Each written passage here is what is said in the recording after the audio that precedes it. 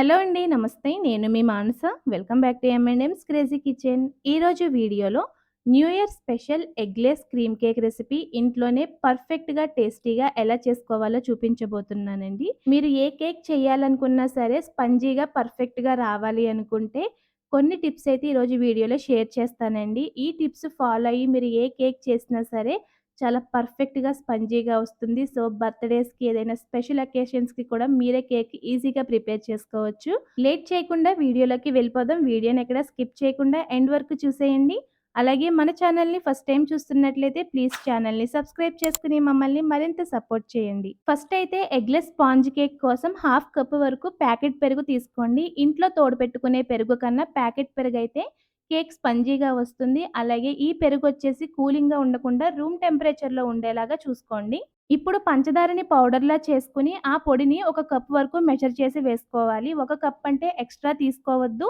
అలాగని లోపలికే అణిచిపెట్టి తీసుకోవద్దండి. సమానంగా తీసుకొని వేసుకోవాలి. ఇప్పుడు పెరుగుని, పంచదారని ఉండలు లేకుండా కలిపిన తర్వాత జల్లెడ ఉంచి, మనం పంచదారని ఏ విధంగా అయితే తలకొట్టి తీసుకున్నామో, అదే విధంగా మైదా లేదంటే గోధుమ పిండిని 1 ½ కప్పుల వరకు తీసుకొని, ఇంకొక పావు కప్పు వరకు కోకోవా పౌడర్ వేసుకోండి. మీ దగ్గర ఒకవేళ కోకోవా పౌడర్ లేకపోతే ఆ ప్లేస్‌లో మీరు మైదా పిండైనా వేసుకోవచ్చు. ఇందులోనే ఒక టీ స్పూన్ వరకు బేకింగ్ పౌడర్, అర టీ స్పూన్ బేకింగ్ సోడా వేసుకొని మొత్తం అంతా బాగా జల్లించిన తర్వాత విస్కర్‌తో ఒక సింగిల్ డైరెక్షన్‌లో మాత్రమే కలపాలి. ఇప్పుడు ఇందులో అర కప్పు వరకు ఫ్లేవర్‌లెస్ ఆయిల్ వేసుకొని కలుపుకోవాలి. ఫ్లేవర్‌లెస్ ఆయిల్ అంటే ఫ్రీడమ్ ఆయిల్ అవి ఉంటాయి కదా! అవి వేసుకొని కలుపుకోవాలి. లేదంటే వేరే ఆయిల్స్ ఏస్తే కేక్ కొంచెం స్మెల్ ఒస్తదనమాట. సో, మొత్తం ఆయిల్ వేసి కలిపిన తర్వాత కాచి చల్లార్చి రూమ్ టెంపరేచర్‌లో ఉన్న పాలు ముప్పావు కప్పు తీసుకొని కొద్ది కొద్దిగా వేసుకుంటూ ఇలా విస్కర్‌తో సింగిల్ డైరెక్షన్‌లో మొత్తం అంతా బాగా కలిసేట్టు కలిపిన తర్వాత ఇప్పుడు స్పాచులాతో వీడియోలో చూపిస్తున్నట్లు కట్ అండ్ ఫోల్డ్ మెథడ్‌లో కేక్ బ్యాటర్‌ని కలుపుకోవాలి. ఇలా కట్ అండ్ ఫోల్డ్ మెథడ్‌లో కలపడం వల్ల కేక్ స్పంజీగా, ఫ్లఫీగా వస్తుంది. చూసారు కదా! మనకి పర్ఫెక్ట్ కేక్ బ్యాటర్ అయితే రెడీ అయిపోయింది. ఇప్పుడు ఈ కేక్ బ్యాటర్‌ని ఆల్రెడీ గ్రీస్ చేసి బటర్ పేపర్ వేసి పెట్టుకున్న కేక్ ట్రేలోకి ట్రాన్స్‌ఫర్ చేసుకోవాలి. మీ దగ్గర బటర్ పేపర్ లేకపోతే ఆయిల్‌తో గ్రీస్ చేసి దానిపైన కాస్త పొడిపిండిని డస్ట్ చేసుకుంటే సరిపోతుంది. ఇప్పుడు కేక్ బ్యాటర్ అంతా వేసిన తర్వాత ఇందులో ఎయిర్ బబుల్స్‌ని అవాయిడ్ చేయడం కోసం ఒక 2 సార్లు ట్యాప్ చేసి 10 నిమిషాల ముందు నుంచి ప్రీహీట్ చేసి పెట్టుకున్న ఒక పెద్ద గిన్నెలో కేక్ ట్రేనైతే ప్లేస్ చేసుకొని, మూత పెట్టి లో ఫ్లేమ్‌లో 40-50 నిమిషాల పాటు కేక్‌ని బేక్ చేసుకోవాలి. లో ఫ్లేమ్‌లో కాకుండా కాస్త మంట ఎక్కువ పెట్టినా కూడా మీరు కేక్ అయితే స్పంజీగా రాకుండా మధ్య మధ్యలో ఉండల్లాగా అయితే ఉండిపోయి గట్టిగా వచ్చేస్తుంది. సో, అందుకనే కేక్‌ని ఎప్పుడు కూడా లో ఫ్లేమ్‌లోనే పెట్టి బేక్ చేసుకోవాలి. కేక్ పూర్తిగా బేక్ అయిందో లేదో తెలుసుకోవడం కోసం ఒక చాక్ లేదంటే ఒక టూత్ పిక్‌ని లోపల వరకు గుచ్చి చూసుకోండి. టూత్ పిక్ నీట్‌గా వచ్చేస్తే కేక్ కంప్లీట్‌గా ఉడికిపోయినట్టే. అప్పుడు స్టవ్ ఆఫ్ చేసుకొని కేక్‌ని బయటకి తీసి పూర్తిగా చల్లారనివ్వాలి. కేక్ క్రీమ్ కోసం నేను ఇన్‌స్టాంట్ విప్పింగ్ పౌడర్ వాడుతున్నాను. ఇది ఆన్‌లైన్‌లో తీసుకున్నాను. ఇది 2 ఇయర్స్ వరకు కూడా నిల్వ ఉంటుంది. ఇప్పుడు నేను కేక్ క్రీమ్ కోసం ముప్పావు కప్పు వరకు విప్పింగ్ పౌడర్ తీసుకున్నాను. అలాగే ఈ విప్పింగ్ పౌడర్‌లో వేయడం కోసం ముప్పావు కప్పు వరకు కాచి చల్లార్చి ఫ్రిడ్జ్‌లో పెట్టిన చిల్డ్ మిల్క్ వేసుకోవాలి. మిల్క్ ఎప్పుడు కూడా కూలింగ్‌గానే ఉండాలి. వేసిన వెంటనే బీట్ చేయకుండా ఒకసారి కలిపి, ఆ తర్వాత లో స్పీడ్‌లో బీట్ చేసుకుంటూ ఉండాలి. మధ్య మధ్యలో కాస్త స్పీడ్‌ని పెంచుకుంటూ, తగ్గించుకుంటూ మొత్తం అంతా కూడా బీట్ చేసుకొని, మధ్య మధ్యలో అంచులకి అంటుకుని ఉన్న క్రీమ్‌ని కూడా స్పాచులాతో తీసుకొని, ఈ విధంగా మనకి స్టిఫ్ పీక్స్ వచ్చేంత వరకు కూడా బాగా బీట్ చేసుకోవాలి.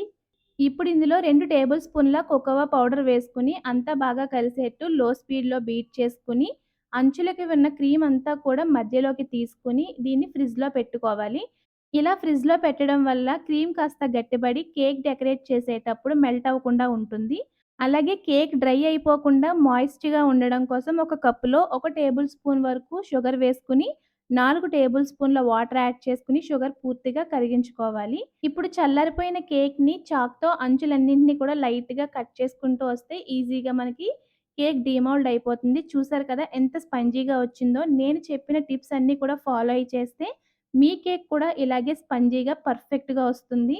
ఇప్పుడు ఈ కేక్ మీకొచ్చిన సైజుని బట్టి 2 పీసెస్ అయితే 2 పీసెస్, 3 పీసెస్ అయితే 3 పీసెస్ కింద ఇలా కట్ చేసుకోవాలి. నేనిక్కడ థ్రెడ్ అయితే యూజ్ చేశాను. థ్రెడ్‌తో కట్ చేస్తే చాలా ఈజీగా కట్ అయిపోతుందనమాట. సో, నేనిక్కడ 3 పార్ట్స్ కింద డివైడ్ చేశాను. ఇప్పుడు క్రీమ్ ఫిల్ చేయడం కోసం ఒక గ్లాస్‌లో ఇలా పైపింగ్ కవర్‌ని పెట్టి, పైపింగ్ కవర్‌లో మనం రెడీ చేసి పెట్టుకున్న క్రీమ్‌ని ఫిల్ చేసుకోవాలి. ఇవి కావాలంటే మీకు ఆన్‌లైన్‌లో కూడా అవైలబుల్‌గానే ఉన్నాయి. అలాగే కేక్‌ని డెకరేట్ చేసే ముందు ప్లేట్‌కి ఫస్ట్ ఇలా క్రీమ్‌ని అప్లై చేసుకోవాలి. ఇలా చేయటం వల్ల కేక్ పీసు జరిగిపోకుండా ఉంటుంది. ఇప్పుడు దీనిపైన మనం రెడీ చేసి పెట్టుకున్న షుగర్ సిరప్ అంతా కూడా బాగా ఫిల్ చేసి, ఆ పైన మనం ఫిల్ చేసి పెట్టుకున్న పైపింగ్ బ్యాగ్‌లో క్రీమ్ అంతా కూడా వీడియోలో చూపిస్తున్నట్లు ఈవెన్‌గా కేక్ అంతా కూడా స్ప్రెడ్ చేసుకోవాలి.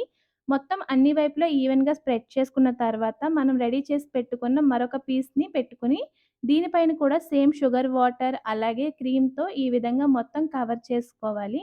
అన్ని వైపులా కేక్ క్రీమ్‌ని ఈవెన్‌గా అప్లై చేసిన తర్వాత, మీకు నచ్చినట్లు కేక్ క్రీమ్‌తో కేక్‌నైతే డిజైన్ చేసుకోండి.